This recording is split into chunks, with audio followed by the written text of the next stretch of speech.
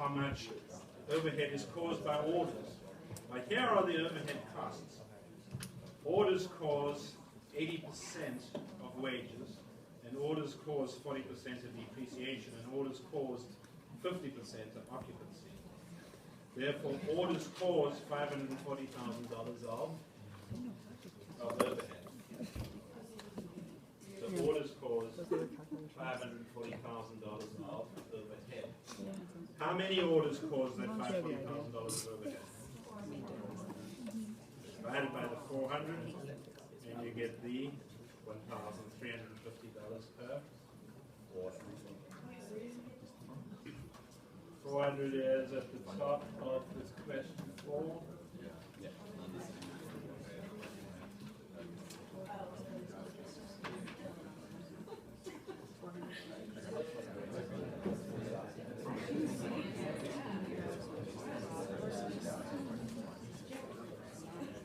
That's an ABC one.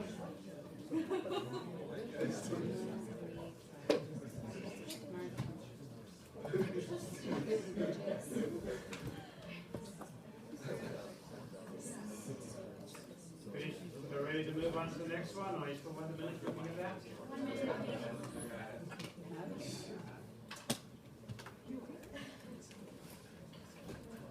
You want an extra minute? You have an extra minute because I'm always thinking of you.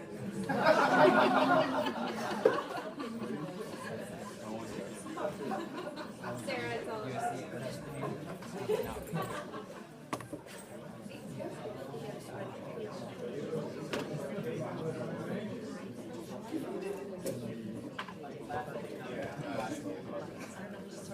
Okay, so you got it. We simply took the percentage of these overhead costs that are caused by orders, and then divided those overheads by the number of orders.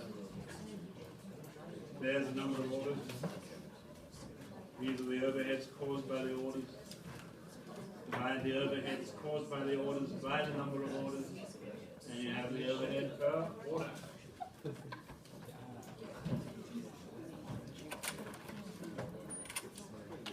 Next item on the schedule sheet was Chapter 11.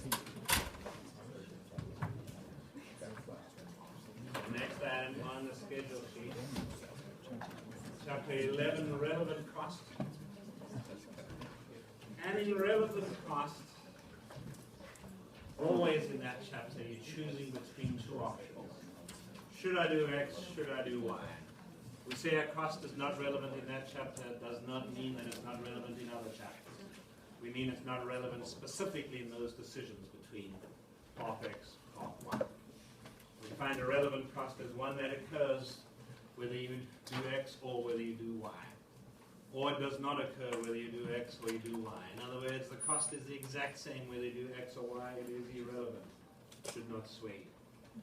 Then we looked at a number of different decisions. The once-off pricing decision, the make or buy decision, the sell now or process further decision, constrained or scarce resource decision, and probably add there or word would fall into these because once you've got definition of relevant cost, it covers everything.